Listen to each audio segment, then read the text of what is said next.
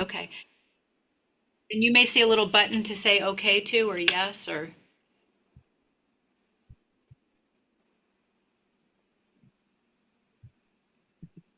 do you see anything like that? It's being done for me right now. There we are. Okay, I think. perfect. Okay, well, we are here to do an oral history with Rex Sherman today, September 9th, 2025, at the Newbury Library. And I'm Sally Harris. I'll be interviewing. We have Judy LaPorte and Leah McBain here with us. And then we have the star of our oral history, Rex Sherman. Rex, can you tell us what year you were born and tell us a little bit about your family and where you were born? June 11th, 1943, Boston, Massachusetts. My family, my, my dad and mother were Ernest Lincoln Sherman and Jeanette Booth Sherman. We lived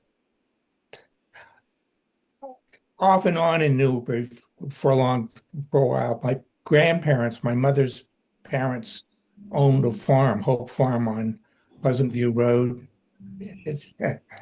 It's actually in the Bradford Newbury town line, but the house is in Newbury. So I went to school in Newbury, Center School, off and on because uh, my dad was well, when I arrived, he was in the Navy.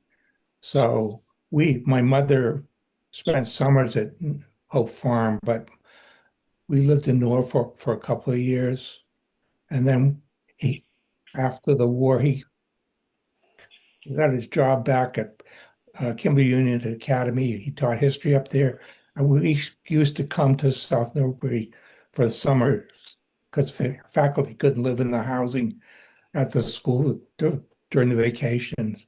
Then at that time, Hope Farm was owned by my grandmother, Sarah Booth, Okay. and we lived, there's a house on the corner of the corner of South Road and Pleasant View, on the corner on the right. That was Maple. That's where we lived, spent the summers at that time. What one And was that? What was that called again, Rex? Maple, no. Do you know where it is? You It's where know, the Enroths used to rent correct. They used at to the corner of rent it. South Road and Newell Road. Right. They used to rent it from us. Yeah.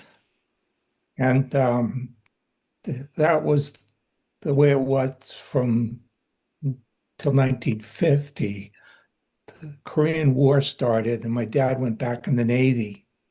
So that summer, uh, he he went to Norfolk to go to the Armed Forces Staff College in the fall.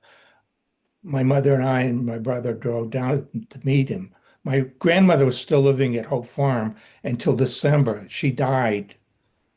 And what happened after that? My dad was sent overseas, and my mother and brother and I came back to Hope Farm to close it down and pack up so we could join him in England.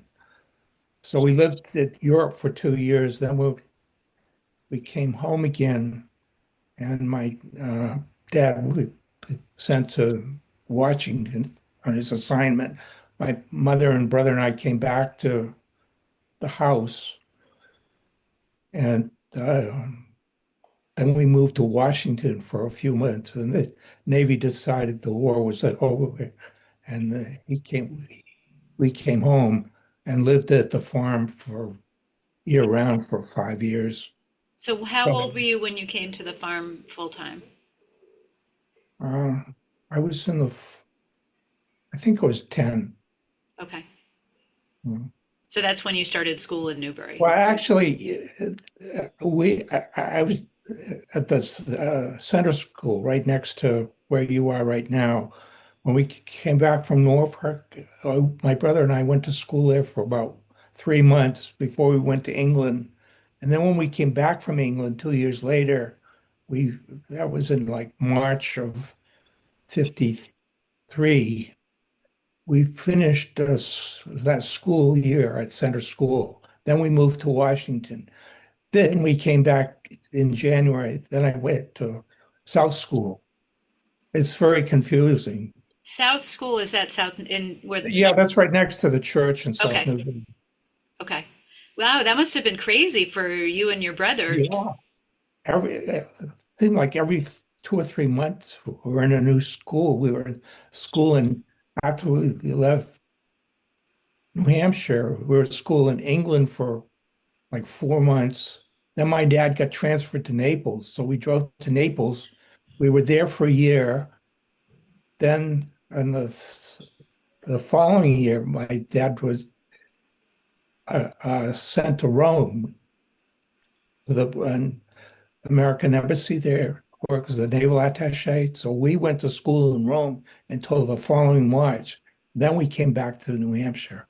You must have been two confused boys. You could, it sounds like it, doesn't it?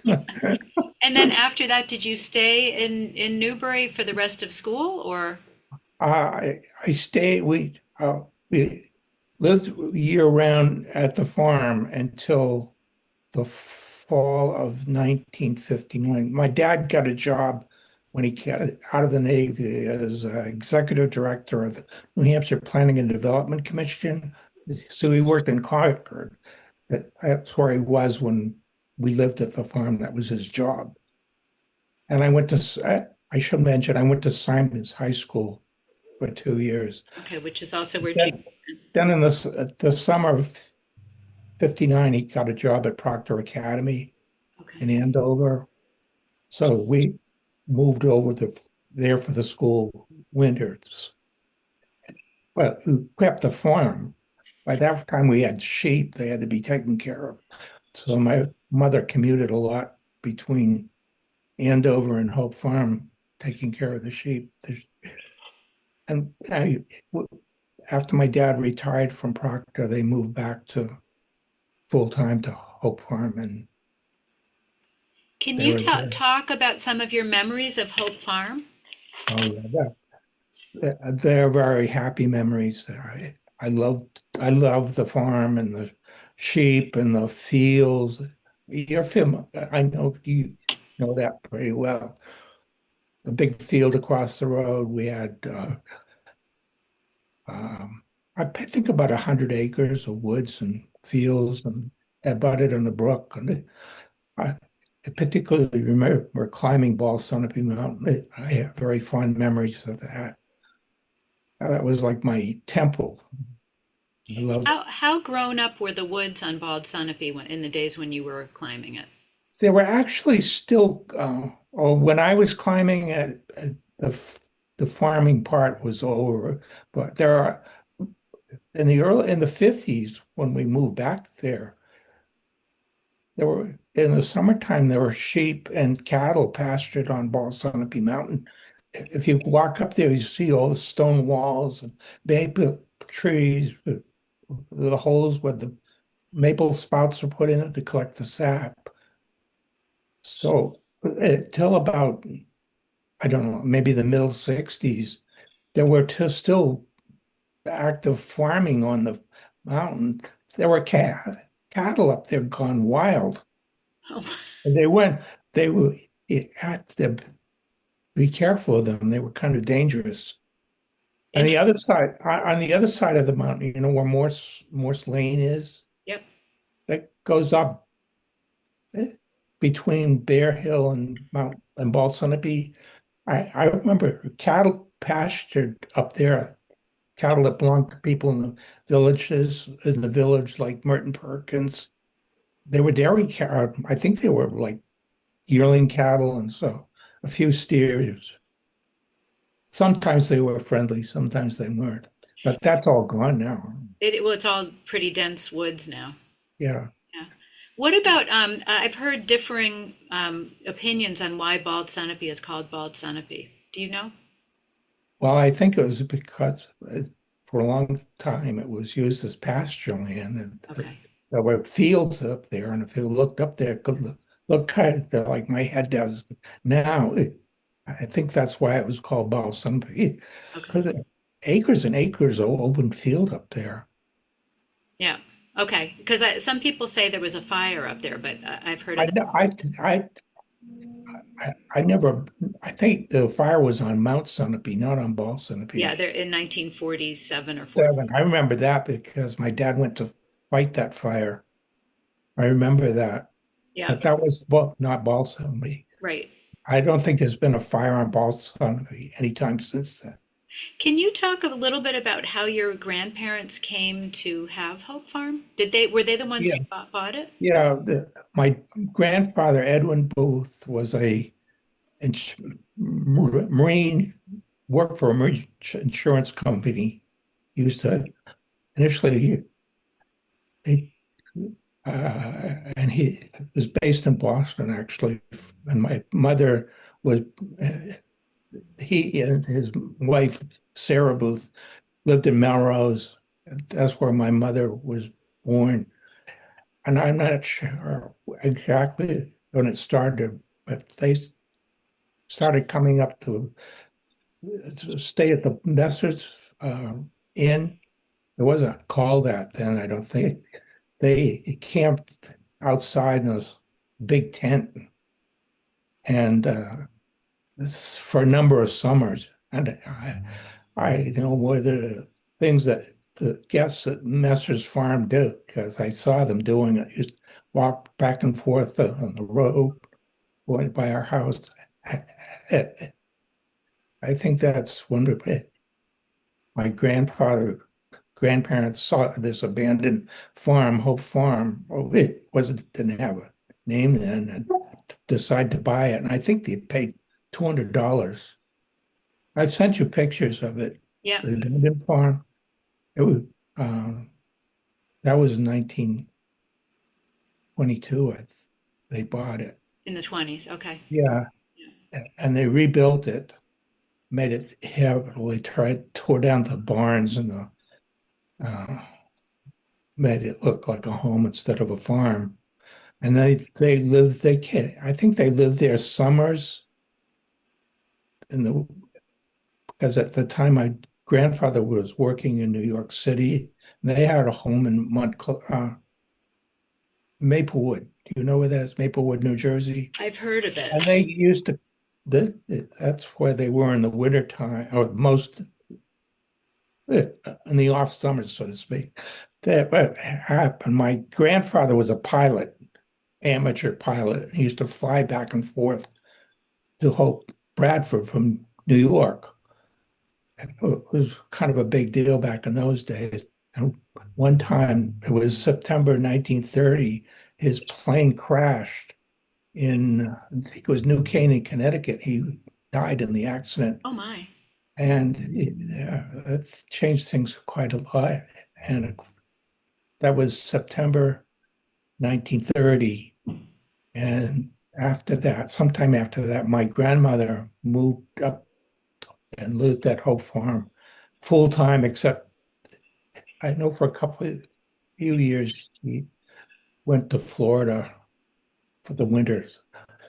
But that's the way the property was acquired. And then my mother inherited it when my grandmother died. And So how much of your life was spent full time here? Or was it always off and on and off and on? full time, year round, I would say 10 or 15 years. I'm not Okay. sure. But I always, even now, I consider Newbury home. Yeah. Talk a little bit about what Newbury was like then for you and what the community was like. Well, it was much smaller, at least the permanent year-round resident. I don't know too many people around the lake. That was like a different part of the town, but South Newbury was a very small community and very, very social, kind of interdependent on each other. And I I joined the Grange, which was a big part of community life in Newbury for almost a century, I think. I think I sent you a history of this Sunapee Lake Grange that I wrote a few years ago. Yeah. Um, it was very congenial, and I still have very warm feelings about the people I grew up with there, like the Mitchells and the Chaffees, Pomeroy, uh, Merle Rich and his family, Bertha Rich, and Most of them are dead now, I think, or moved away. And actually, your family and ours, mine were very, very close. My mother and your grandmother, Ruth uh, Schultes, were best friends for years and years and years. And your sister and aunt were like my older sisters, and your uncle Dave and I almost the same age. We're about 2 weeks difference in our ages. So our two families were very close. So it was just a very special time for me. And I How think about much it a did lot. you in the South Newbury community get involved with other parts of Newbury? Well, we had a camp on Lake Sunapee, right on the lake, about, oh, I'd say a half a mile from the store. At that time, it was called Berglund's Store. Now it's a fancy restaurant. And when I went to school in Newbury, I had friends who lived in that part of the town, like the Andersons and the Ansarts and Butterfield. I think Butterfield owned a hotel, the Larsons, who owned that store at the Berglunds. And most of the people though, that lived up there are summer people. And they were kind of, and some of them were pretty wealthy and they didn't really hang out with the locals. There was another family called Bullis that I remember that lived up uh, next to the traffic circle where it goes up to the park. Yeah. Uh, I remember the railroad very well, very well. Talk a little bit about that. Tell us a little bit that. Well, that was this. Okay, it was declining, I guess, in the last few years I lived there, but I remember the passenger trains and the whistles. I love trains. I guess I grew out of that. There was a war. Of course, the Bradford was the main depot for that area, but there was a station in Newbury and I think a freight house. And I remember, especially to get to our camp on the lake, you had to walk across the rails, the track, and at that time the the fill was the cinders for the steam locomotives. You had to be very careful walking that you didn't tear your feet.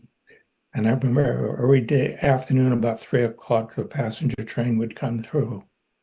But uh, that was a special time for me. I Rex, remember. I recently learned that the train used to sort of cut a corner over the lake on some kind of a bridge or a causeway that Yes, later was filled in or something. In Bradford.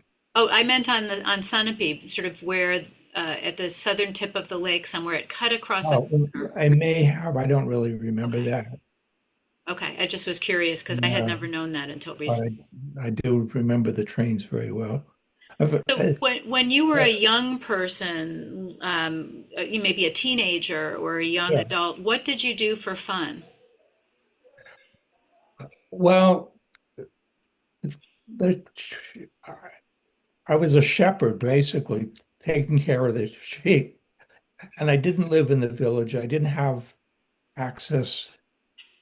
I didn't have a driver's license. So most of my life was at the farm and being a farmer and taking care of the sheep and cleaning barns and cutting grass and so forth. So it's kind of, I had friends at school, but it's hard to intermingle, particularly with a high school in Warner. I couldn't date and do that kind of thing. I didn't live there. So I don't think I was antisocial, but you live on a farm, you have to entertain yourself, and Yeah. there's a lot of work involved. I didn't mind it. I mean, I liked it. I miss cleaning out the sheep barns. Actually, I worked a couple of years at the Messers, so I had experience with cows as well. I don't really miss cleaning up after the cows either, but I I know. like the work. I like the work, and I certainly appreciate the Messers giving me a job at a time that wasn't easy for me. Let me look on my list of other things You I were should. around in it. I remember the sheep. Do you remember the Messers cows? I remember the Messers cows looking out through, they had that little bit of a stalls or something facing Yeah, the yeah. road. Yeah.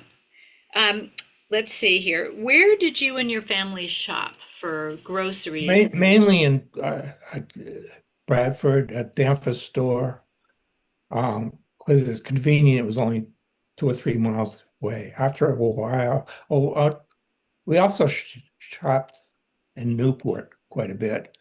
There was an A&P store that I don't know if it's still there or not. And there were like the Miller brothers had a clothing store that we used to go to, shoe store.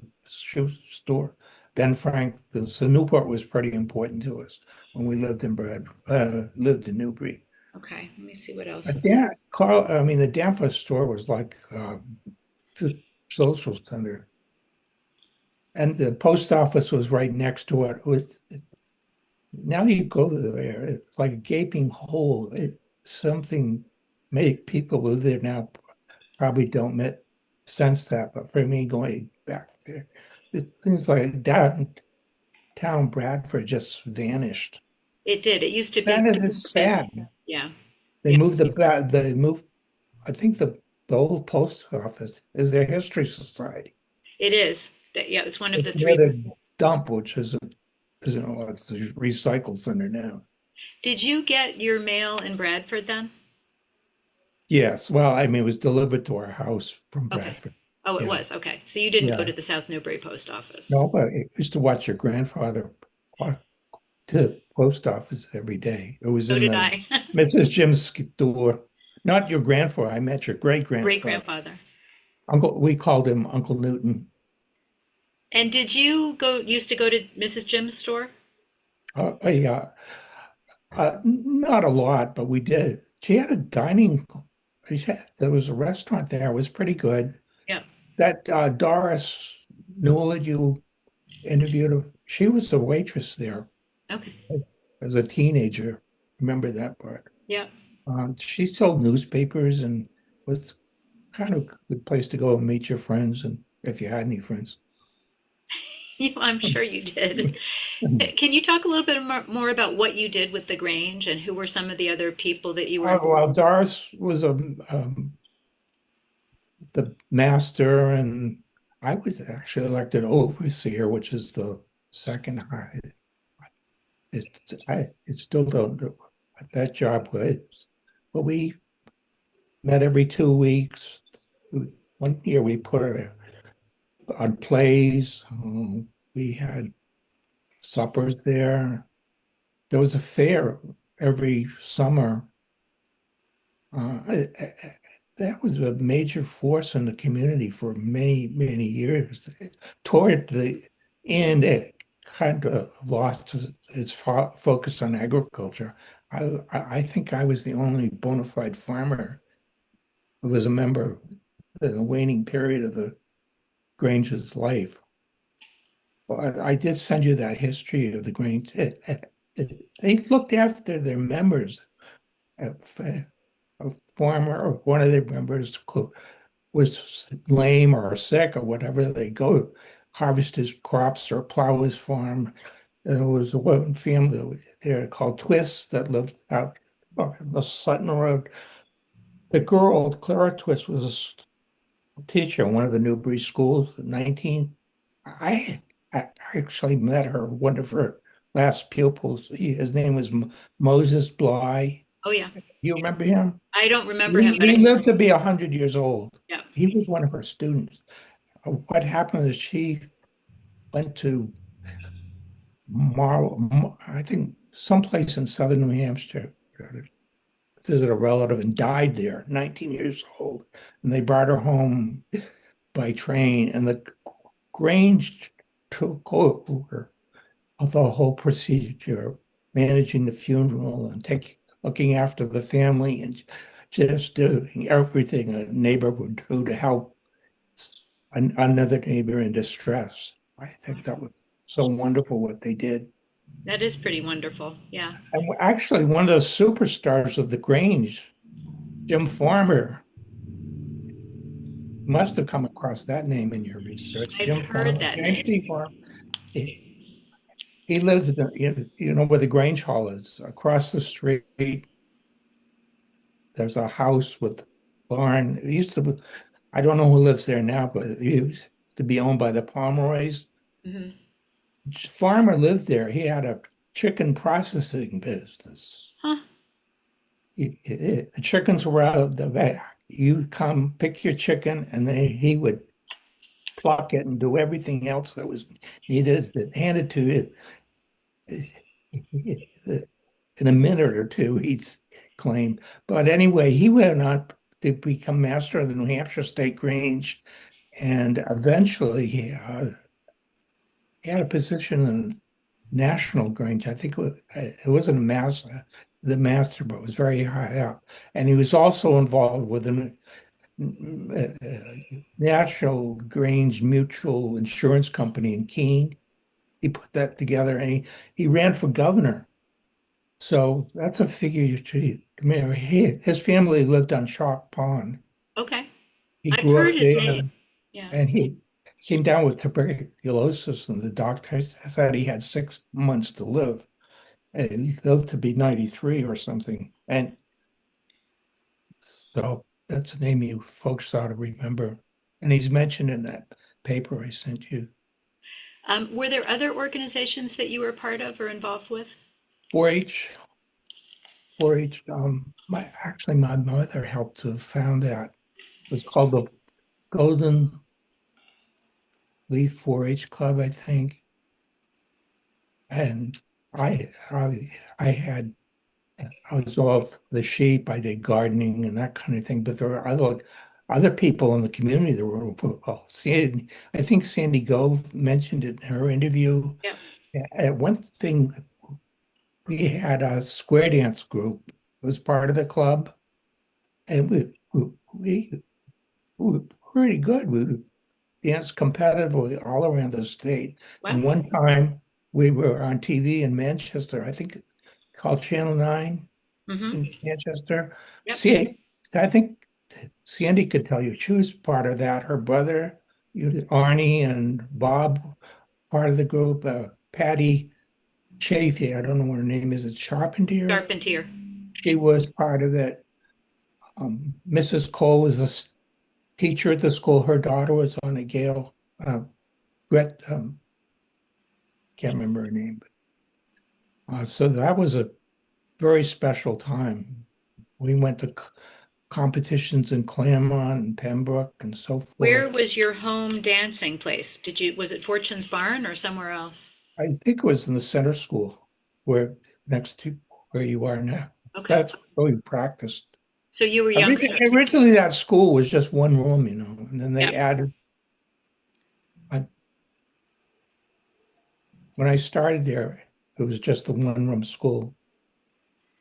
I'm gonna, can you, okay, let's see. Did you have any stories? Are there any stories that your parents or grandparents told you about Newbury that would be interesting to remember?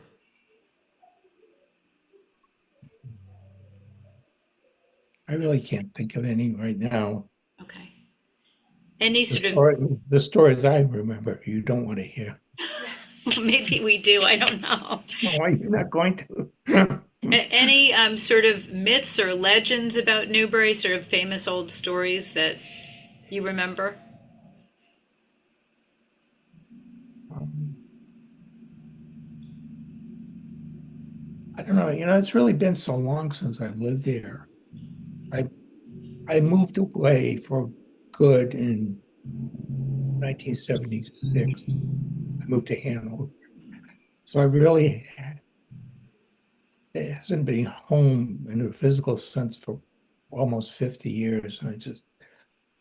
I remember some things, but Right. it's kind of faded, I guess. How about But before you? I still love it. I look forward to coming home there. Actually, my son and his family visited Newbury not a few weeks ago. Yep, they posted the picture of the dock. Yeah. Um, Rex, before you moved away, what were you doing for work?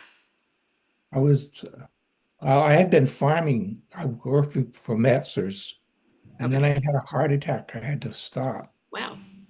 Yeah, it was a big wow. It wasn't a big heart attack, but so I had to give up the shoveling business. Then I got a job at Dartmouth on the papers of Daniel Webster, which was Luddy's that, well, I guess it's throwing Boulder, but in a different way. Yeah. And then is that what you did till you moved away? Yes, then I lived in Hanover for 2 years and then moved to DC. I got a Okay. job with the National Transportation Policy Study Committee and then went to work for the Port Association for 40 years. And are there any sort of Newbury towering figures or characters that you think we should know about? Well, well, I mentioned one of them, Jim Yeah. Farmer, Merle Rich. Um, I mean, I don't know about towering figures, but people remember very fondly, like your grandfather, a great grand, Newton Schultes, and his father was a towering figure in the town. He owned most of it. He gave the land to the Grange, where the Grange Hall sits. Yeah. So he's definitely a towering figure. John Gillingham, Martha Blake's grandfather, was a big, very important. I guess my dad has some influence. He was a historian. His family lived there since the 1830s. His great grandfather and grandfather, and I don't know how many other relatives are in the South Newbury Cemetery. Yeah. Yeah. Kidders and Shermans were a Yeah. busy group, let's put it that way. And let's see. I guess The one family I remember have a lot of affection for was Milford Newell and Vera Newell. Actually, Hope Farm was owned by Vera Newell's family at the time my grandfather bought it. But they were such wonderful folks. I'm so happy that the road was named Newell Road that goes by their home now. Do you remember when that was named Newell Road? It was, I think it was after I left, Okay. but they were very nice. And their sons were like Harold Newell was a brilliant inventor and had so many patents, and his brother uh, Jimmy was an electrician, Yeah. and they had a daughter, Peggy Ann. I think she lives out in Washington State. Most of them are gone now, but that's a wonderful family. And the Marion Hills family, her grandmother Martha Blake, she, she was very giving of her time to the town, and she was actually like a caretaker for my grandmother, my mother's mother. Toward the end of her life, she was at Hope Farm when my grandmother died. She was at the home. Yeah. So that family I have is especially the Mitchells too, another wonderful family that I remember. Yeah. All of them. Those folks all did well. What is there anything that we didn't talk about that you think we should talk about? I don't know. I don't can't think of any, but How about how about you ladies? Any questions? Can't No think of questions? So one last question. What would you say about life in Newbury to future generations? What would you like to let them know? well, it's changed so much since I lived there. But the mountains are still there, the woods and the fields and the park are an important part of my memory growing up there. Especially Ball Sunapee Mountain. Right?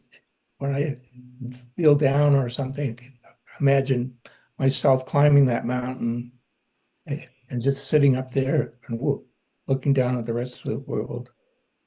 Have you been up there?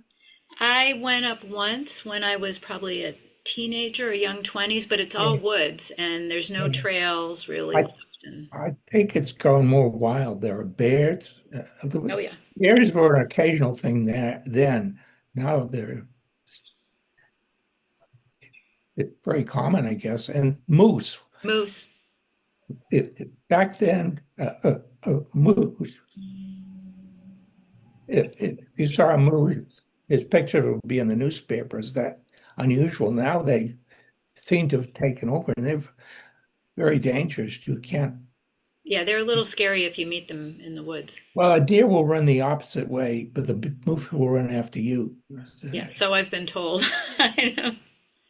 But I'm happy to see the big field across from our house is still vacant, and I had always feared coming home someday and seeing it full of houses. That's been one of the things that's bothered me, actually, the way the community has grown. South Road, when I lived there, there were maybe 4 or 5 families on the whole road. As now it's like a village street, and you go back up under the places that were just woods when I lived there are full of homes. Yeah, they are. And I guess that's what it has to be. That bothers me a little bit. Yeah. Well, thank you so much for Okay, talking with us. This has been okay. great. I'm going to Thank you. stop the recording now, and then we can talk a little bit about the logistics of how to do a release since you're not here with us. Hold on, let me just figure out how to stop.